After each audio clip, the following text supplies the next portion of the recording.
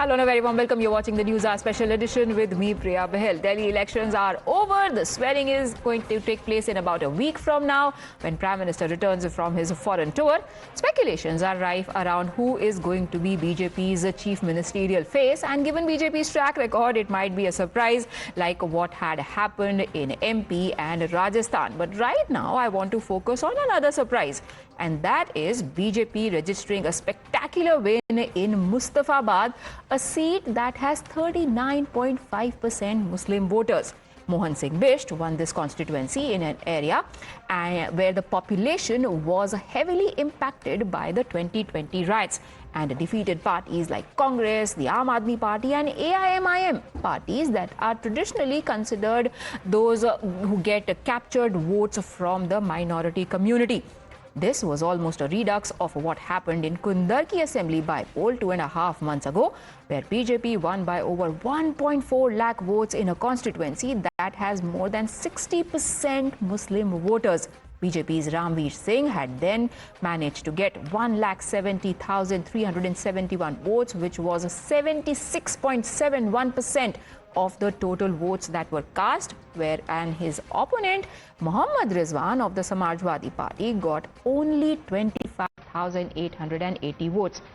Does this mean that there is a shift in voting trends? That Sabka Saath, Sabka Vikas message is finally also getting Muslims का विश्वास? ये हमारा दिल्ली सिर्फ एक शहर नहीं है, ये दिल्ली मिनी हिंदुस्तान है। एक तरह से दिल्ली विविधताओं से भरे भारत का लघु रूप है। भाजपा को प्रचंड जनादेश का आशीर्वाद दिया है। दिल्ली का ऐसा कोई क्षेत्र नहीं, कोई ऐसा वर्ग नहीं जहां कमल न खिला हो। आज देश तुष्टीकरण नहीं बल्कि भाजपा के संतुष्टीकरण की पॉलिसी को चुन रहा है। आज दिल्ली के विकास के सामने से एक बड़ी रुकावट आप सब दिल्ली वासियों ने दूर कर दी है।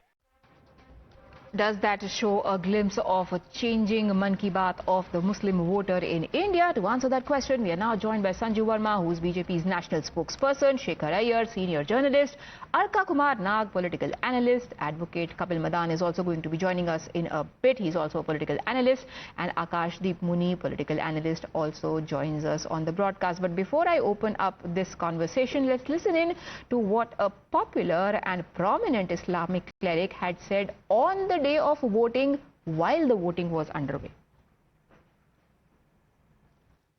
मुसलमानों को डराया जाता है बीजेपी के नाम पर, और विपक्षी पार्टियां ये कहती हैं कि मुसलमान बीजेपी को हराने के लिए वोट करता है, और उनके जहन में, मुसलमानों के दिमाग में ये बात डाली जाती है कि बीजेपी को हराओ, नहीं तो बीजेपी आएगी तो आपके अधिकार छीन लिए जाएंगे, आपका वोटर अधिकार भी छीन लिया जाएगा। इसलिए मुसलमानों के दिल से वो डर खत्म करने के लिए मैंने वोट किया है, और वो डर कुछ बीजेपी नेताओं के बयानों की तरफ वजह से भी है, और उससे कहीं ज्यादा विपक्षी पार्टियां जो है मुसलमानों को डराने का काम कर रही हैं। मुझे बाकायदा थ्रेट मिल रही है, बाकायदा मुझे डराया जा रहा है और कहा जा रहा है कि आप तो बीजेपी को बिक गए हैं, बीजेपी से आपने पैसा ले लिया है, या सीबीआई या ईडी का डर दिखा दिया गया है आपको भी। ऐसा कुछ भी नहीं है, न मेरी किसी बीजेपी के नेता से मुलाकात हुई, न बात हुई।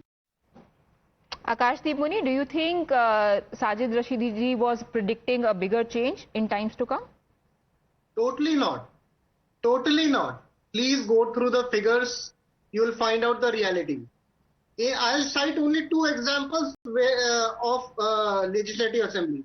Okhla and Muktafabad. Okhla, Aam Aadmi Party got 90,000 votes. BJP got 65,000 votes. AIMIM got 50,000 votes. In the last time, in 2020, Aam Aadmi got Aam Aadmi Party got 1,30,000 votes. BJP got 60,000 votes. So BJP के जो seat voting में कोई change नहीं है, same number of voting पाया है, बस AIMIM को ले आके उन्होंने वोट कटवाया है. सेम मुस्तफाबाद का केस है. मुस्तफाबाद में आम Aadmi party got 67,000 votes this time.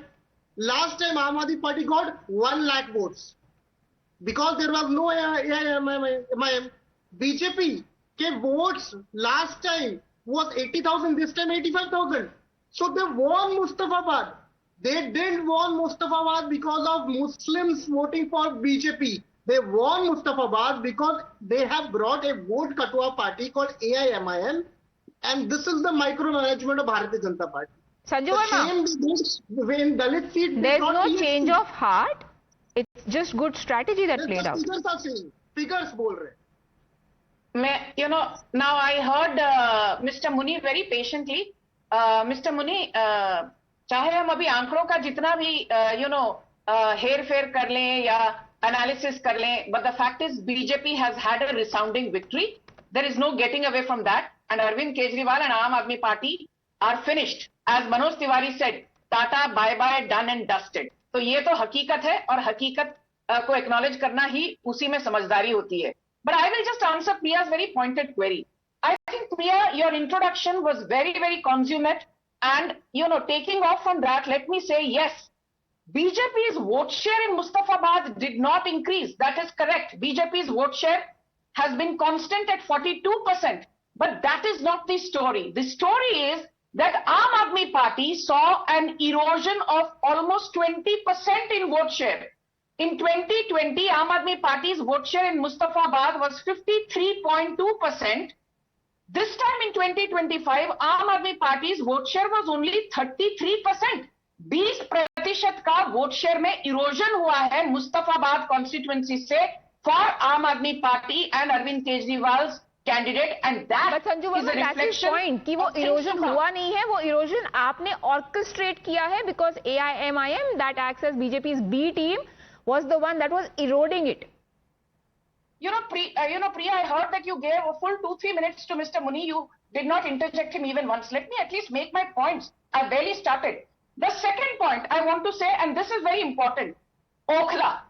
Okhla was also a three-way contest, but don't forget, in Okhla also, the fact is that Aam Aadmi Party saw an erosion of 20%. Then let's talk about some other seats, which are either Dalit dominant or Muslim dominant or have a healthy mix of both Dalits and Muslims. Be it Matia Mahal, be it Chandni Chowk, be it Bali Maran. The Aam Aadmi Party saw a vote share erosion of 6 to 11%. But vote share se aage badhke, let's just focus on two things very quickly. In the recently concluded Uttar Pradesh by-polls in Kundarki has a 62% Muslim population, and Ramveer Singh Thakur of the BJP, he won. It was a resounding victory. He actually registered a victory margin of 1.45 lakh. A victory margin of 1.45 lakh, defeating his closest competitor, Muhammad Haji Rizwan of the Samajwadi Party, and defeating 11 other Muslim candidates. तो हाजी रिजवान को तो defeat किया ही, 11 और मुसलमान candidates को कुंडरकी से रामवीर सिंह ठाकुर ने उत्तर प्रदेश के बाईपोल में हाल ही में डिफीट किया, clearly showcasing that the sands of time are shifting and to compartmentalize voters into Muslim, non-Muslims, Dalits, Adivasis may not be a good long-term strategy if you have not worked on the ground. Don't forget, Ramveer Singh Thakur has been working in Kundarki since 2007. 2007 से काम कर रहे थे. Finally, 17 साल के बाद 2024, he actually got the fruits of his labor. So I think voters are smart. They finally appreciate hard work. They appreciate people whose hard work resonates with them on the ground. And they don't just look at the fact that आपने लाल टोपी पहनी है, सफेद टोपी पहनी है, या हाथ में कलवा लगाया है, या सैफरन कपड़े पहने हैं, या गेरुआ वस्त्र पहने हैं, या गले में रुद्राक्ष माला लगाई है. I think the voters in many ways have gone beyond that. And my final point, Priya, do you remember a man called Atul Moreshwar Save? In the recently held Maharashtra Assembly elections, this was a giant victory. From the Aurangabad East seat called Sambhaji Nagar, Atul Moreshwar Save of the BJP defeated AIMIM's heavyweight Imtiaz Jalil by how many votes? 95,202 votes. Whereas last time Atul Moreshwar Save had defeated again AIMIM's Dr. Abdul Qadri by only 13,000 votes. Right. Kapil Madan, do you also believe that now people have gone beyond surnames and it is about a service delivery? Yes, if you look at the trend of the voters, I think all the promises which was being made by Aam Aadmi Party, I think especially the middle class was not really very aligned with the idea of Aam Aadmi Party. And in fact, if you see the vote percentage which has dented the Aam Aadmi Party, it is about what has been polled by the Congress. I believe if the numbers are there are some reports that if I would just like to quote, the Congress vote share have gone to double than what it was in the 2022 elections. So let me say this. So when you start from zero, it's very easy to double the numbers.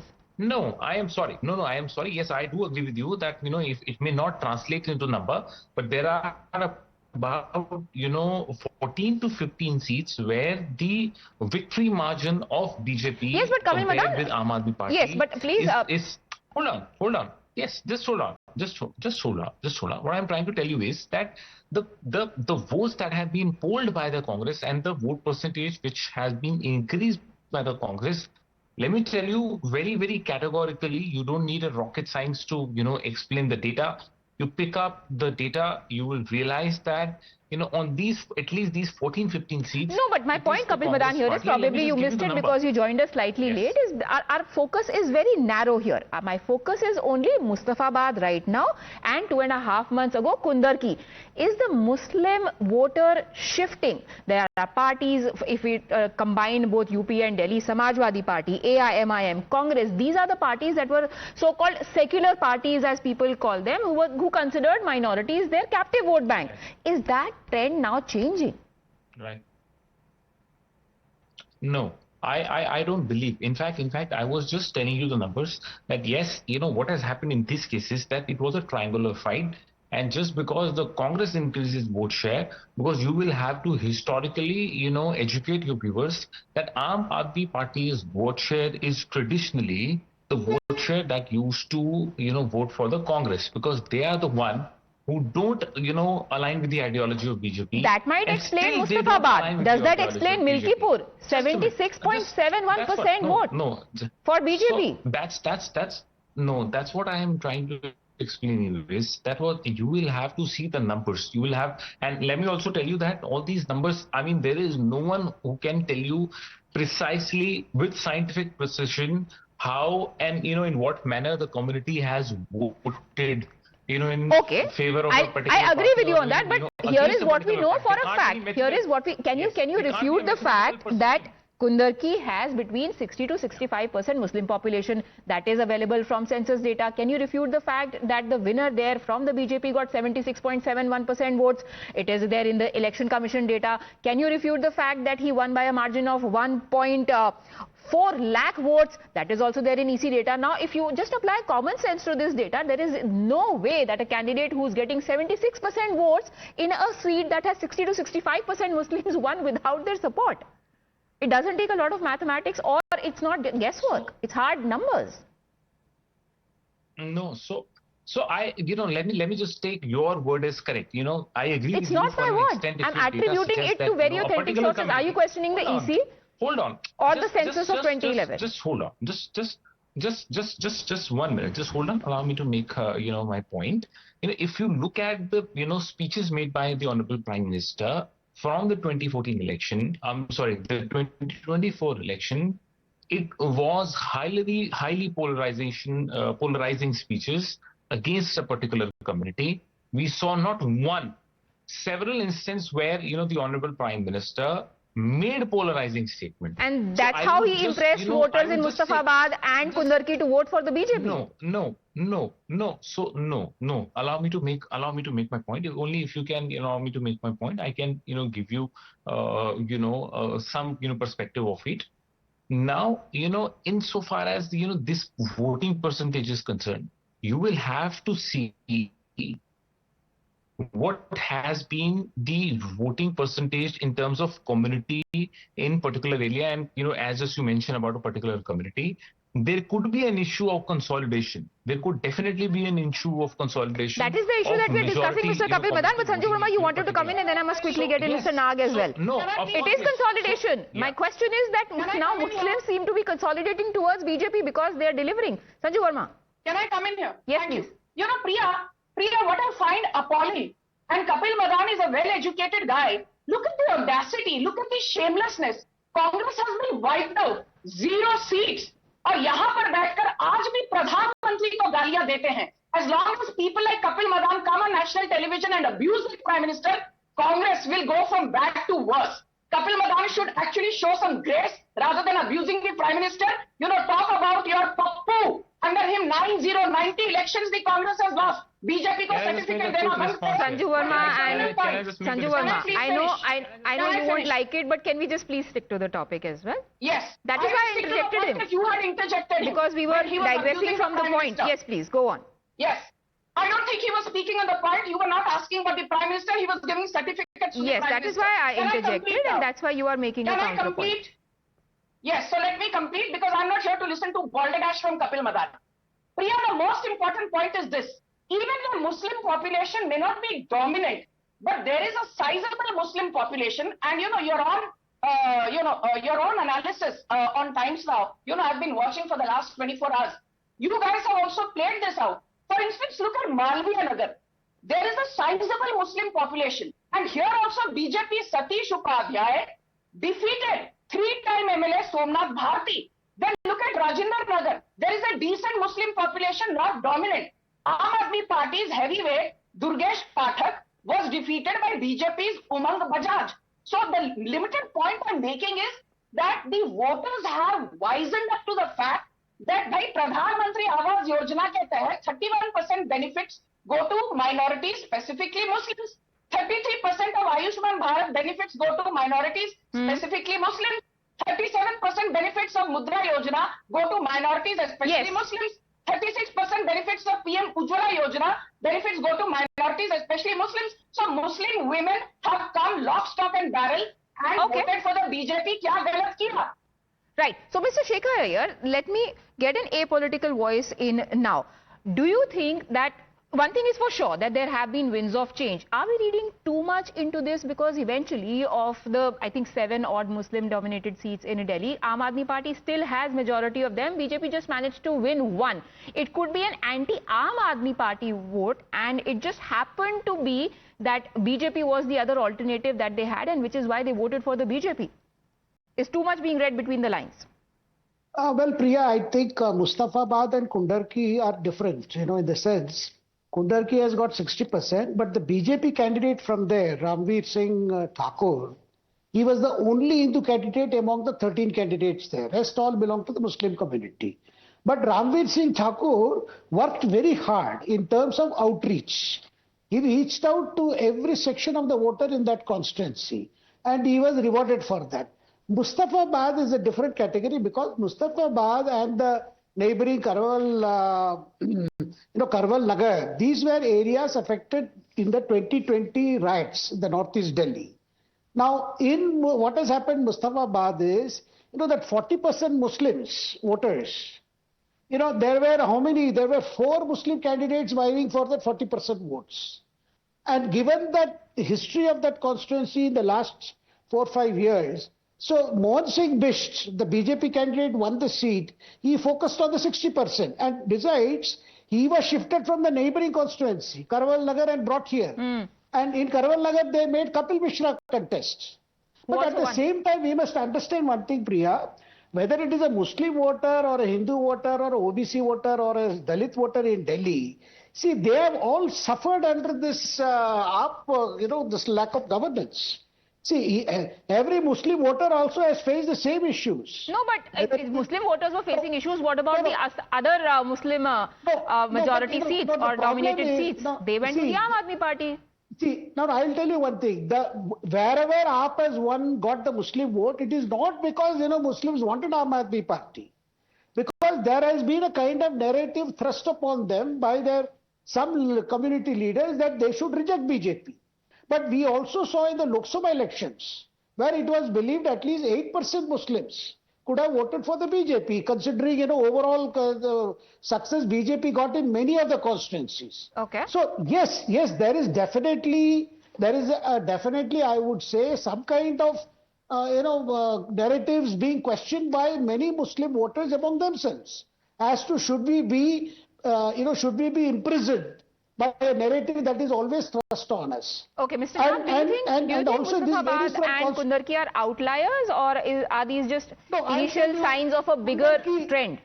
The Kundarki is a positive story, because where there was definitely a big effort made by the candidate, in this case Thakur himself, to reach out. Okay. But in other areas, because none of the Prime Minister's Awas Yojana or any scheme, there has been any complaint of discrimination on the basis of community. Okay, no, nobody has been denied in Jal Jeevan Mission or any mission. But what's applicable to Muktafabad should also be applicable to other Muslim majority seats in Delhi, was my question, which is why I want to bring in Mr. Nag in. What is your opinion? Is this just a fluke, or is it signs of bigger trends ahead? Well, so far as I understand, that the voters of our country are extremely, what I would say, well aware of what they are voting for and when they are voting for. If you see what has happened in 2024, the Lok Sabha elections, there was a downfall in the Muslim vote shares, if we are talking like that, for the BJP. But again, in Maharashtra and now also in Delhi, there might be some rise of the vote shares for the BJP from the Muslim community. In Bengal, there is a sizable downfall for the BJP so far as the vote shares are concerned. So the people of India and the voters in India are, extremely aware of what they want to do. In particularly Delhi, as we are talking about, Delhi was in a scenario where perhaps the people of Delhi wanted a change, and what about BJP people of Muktafabad in particular? It is the best alternative to Aam Aadmi Party, and there is. No, I'm just saying so that people there chose BJP as the alternative option to the Aam Aadmi Party. Why do you think they rejected AIMIM or Congress? The person concerned, the candidate, what I'm saying is the candidate of BJP, my earlier speaker was specifying, the candidate of BJP was perhaps extremely successful in reaching out to the people at large. And there is no hide and seek at present that the BJP has got the mandate in Delhi. And we have to accept and respect what the mandate is. But perhaps we should not categorize the votings in the name of religion, because that will not help and serve the purpose of the democracy, which is, a lot of people together coming down here. And if political parties target communities in religion for votes, that will also not be the right propaganda, perhaps. Okay. Now, since we've discussed Muslim vote, and it's impossible, although, to not speak about the categorization, whether it is caste or sect, but let me just expand it a little bit. We've spoken about Muktafabad, we've spoken about Kundarki. Now, there is also the Milkipur bipole. The other narrative that the opposition has been playing out, Samajwadi Party in particular, is that of PDA. When we talk of captive vote banks, it's just kind of assumed that Muslims are never going to vote for the BJP. Then the other one is that PDA is shifting away from the BJP as well, because Akhilesh Yadav has been making that point time and again, citing them as his supporters. Sanju Verma, what happened in Milkipur, how would you decode that? How is the party decoding that? Priya, I think it's a historic victory in Milkipur, because don't forget, for the longest time from 1993 till about 2012, it was the BSP. It was, the Mayawati-led party that was ruling the roost. And then BJP won in 2017, and again then in 2022 it was the Samajwadi Party, and again in 2012 it was the Samajwadi Party. So between BSP and the SP, they were holding the fort as far as Milkipur is concerned. I think Milkipur's demography also tells you a story. There are about 3.7 to 4 lakh voters. Now, out of this, more than 92,000 voters are Dalits. Please understand, Milkipur is a reserved constituency. And also, there are more than 75 to 80,000 Brahmins. So I think in Milkipur, you had a very different kind of consolidation, which I'm sure Shekhar Iyer will elaborate upon. दलितों ने भी जमकर BJP को vote दिया और Brahmins ने भी जमकर बीजेपी को वोट दिया, plus 9 to 10% population is Thakurs, उन्होंने भी जमकर बीजेपी को वोट दिया. In fact in Milkipur, after Dalits, after Brahmins, Muslims and Thakurs have the equal share in terms of population demographics. Yes. So unless the Dalit community, the Brahmin community and the Thakurs would have voted en masse for BJP, BJP could not have won Milkipur with such a stellar margin, and that is exactly what has happened. Yes. Ek rahenge to safe rahenge has played out brilliantly. Akashdeep Muni, the numbers are there on our screens. If I can roughly do the maths, Dalits, Yadavs, Muslims, the constituents of PDA, although even Akhilesh keeps changing the meaning of A in his PDA, this comes to 60%.